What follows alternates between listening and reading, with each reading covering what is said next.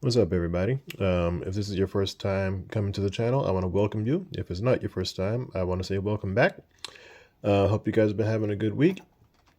So, anyways, I was going over the list of baits for the top baits of 2024 list. I do this thing every year where I go over the top baits that worked for me that year, and it's always a little bit different from year to year.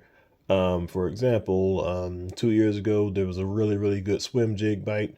The next year after, it wasn't one. Then the year after that, I did really good with a lipless crankbait. And the year before that, it wasn't so good. But I have a little bit of a confession to make. Um, I've stumbled upon in the last couple of years a lure that has been very special to me because it is a flat out killer and it's been one of the most consistent ones every time that I go on the water, just about all year round. And the lure that I'm talking about, I would like to introduce you to, if you haven't seen it already. This is the Megabass Karashi. I've got a pile of them. This isn't even all the ones I've bought. These are just all the ones that I currently have. And I want to show you up close before I start talking about it. Just look at the carnage, okay? Oh, the hook rash, the teeth marks, the missing eyeballs, the paint chipped, the hooks damaged, torn, bent, moved around. And that one, same deal with this one. Hooks torn up, feathers fall back, torn up, hook rash. This one obliterated, probably my favorite color. Paint chipped, torn up. Fish just can't stay off of these things. So, this has been a secret weapon of mine for the last handful of years. And there's some things that you need to know about it. See, there's a handful of videos that are out where people are talking about the Karashi, but they're not doing it in any great detail, or there's a lot of things that they miss when they're talking about it. So here I am to try to fill that gap. First of all, what you need to know about the Karashi, it is 2.3 inches long and it weighs 3/16 of an ounce. So clearly not a very big lure.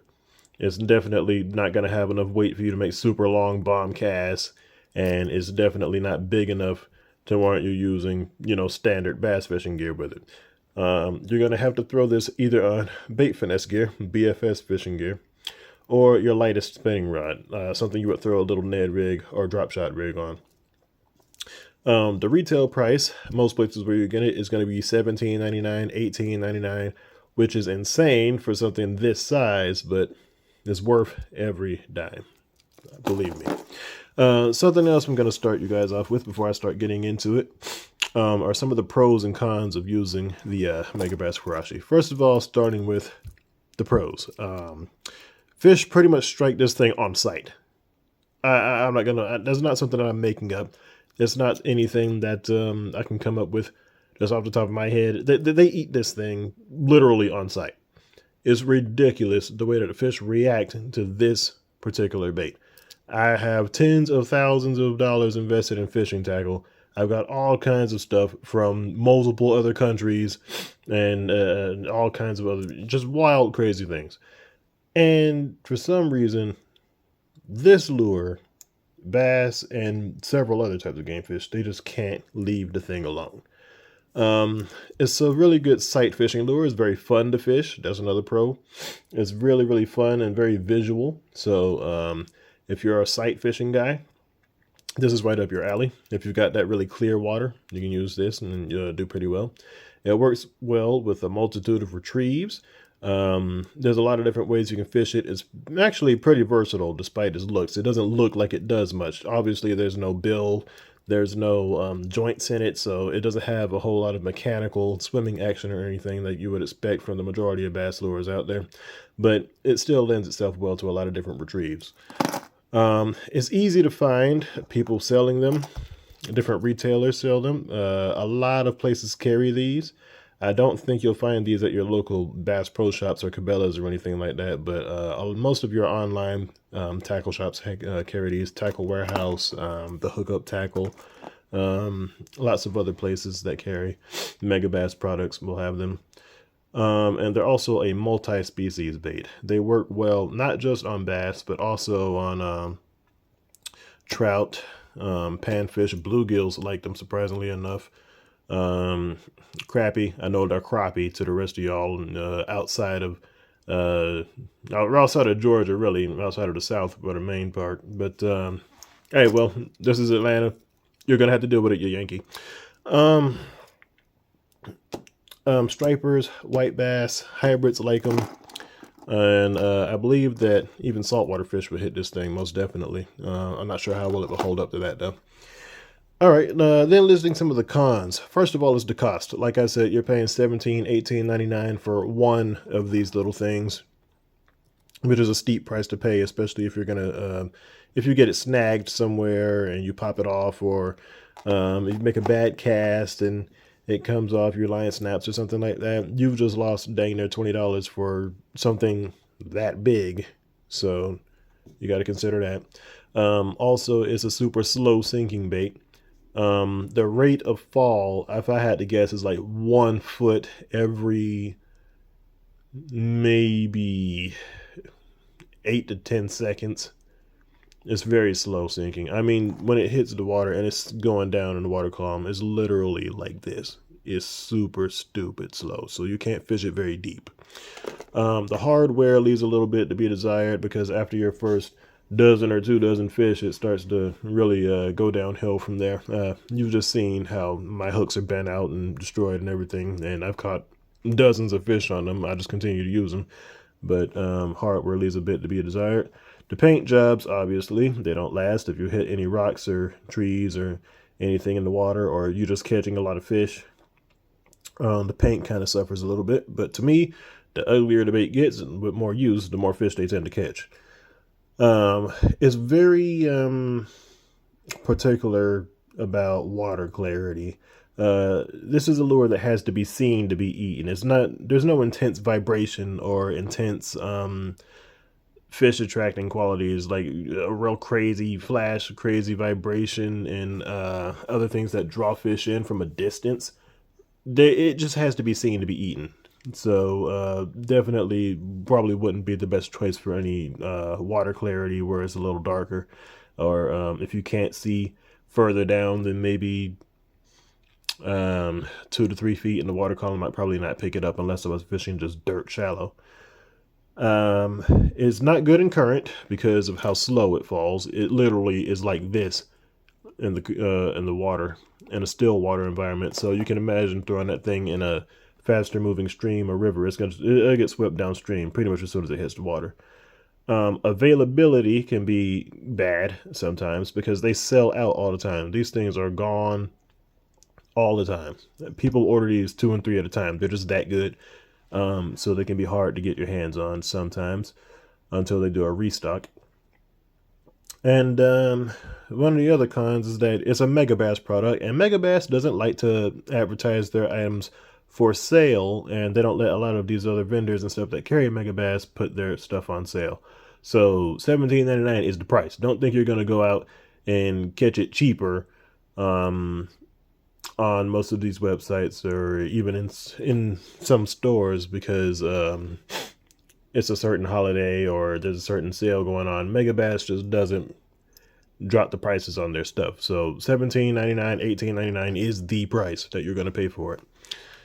Anyways, now that we've gotten all that out of the way, what is the Karashi and what does it do? First of all, it's a slow sinking twitch bait.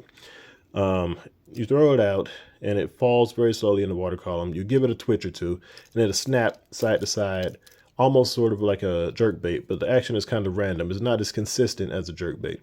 Jerk baits, they get down in the water column, they cut left, right, left, right. The Karashi will kind of snap up, down, side to side. It does all, it just has some random twitching movements to it. And then after that, it settles out and it just kind of slowly sinks back down again.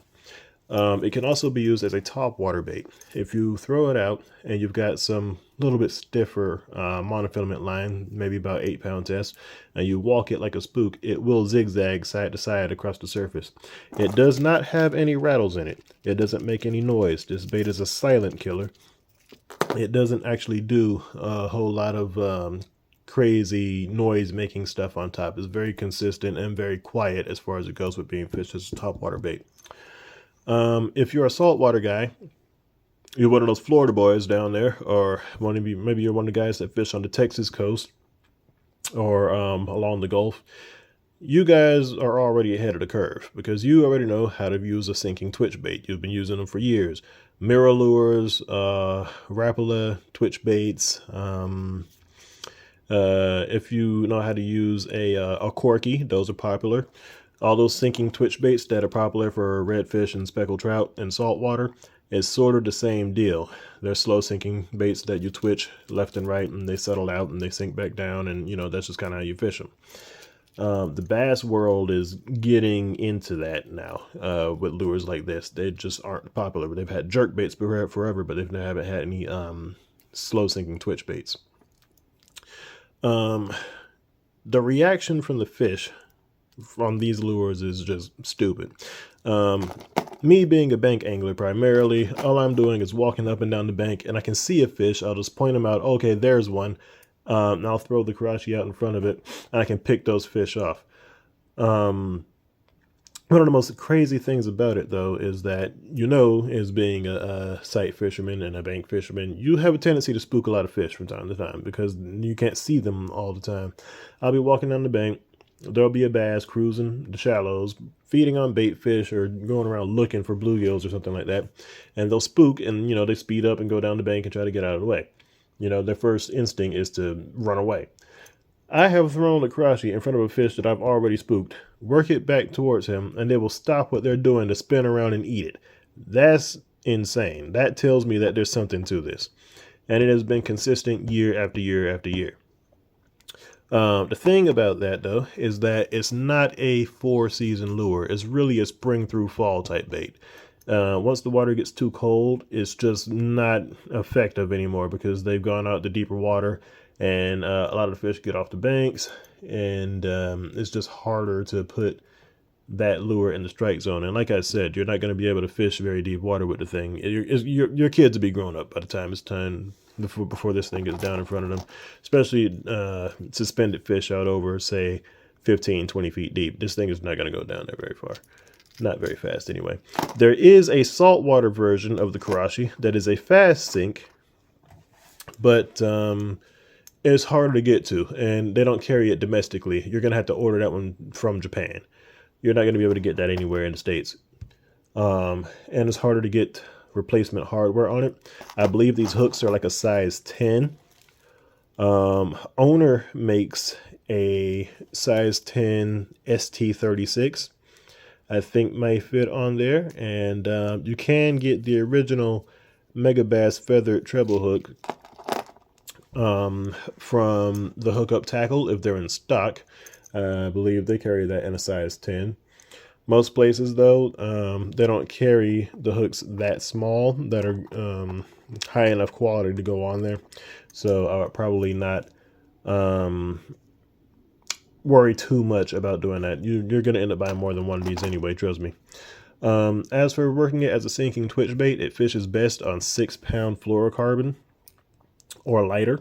I prefer 6-pound. If I'm going to use it as a topwater bait, it does better on an 8-pound monofilament.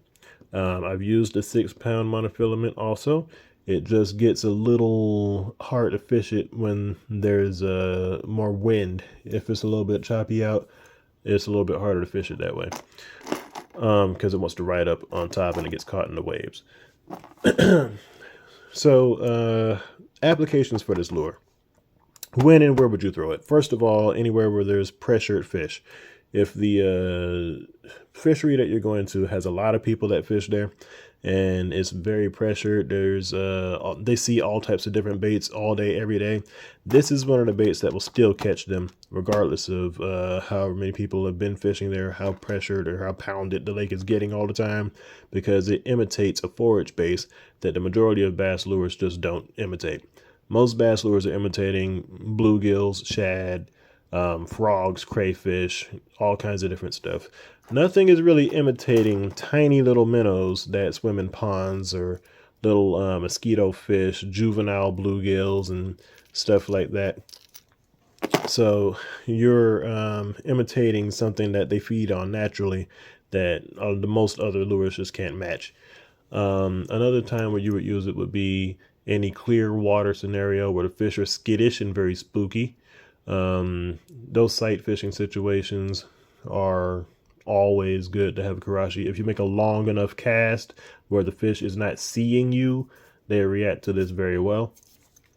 Another scenario where I would reach for the Karashi would be if I'm having a really, really tough day of fishing and I can't catch anything. This bait will save the day more times than not. Even if your finesse worms don't work, which is something that works all the time, that a finesse worm will catch fish 99.99% of the time. The Karashi will work even on those days where that doesn't. It's just that good, man. You got to have a couple of these.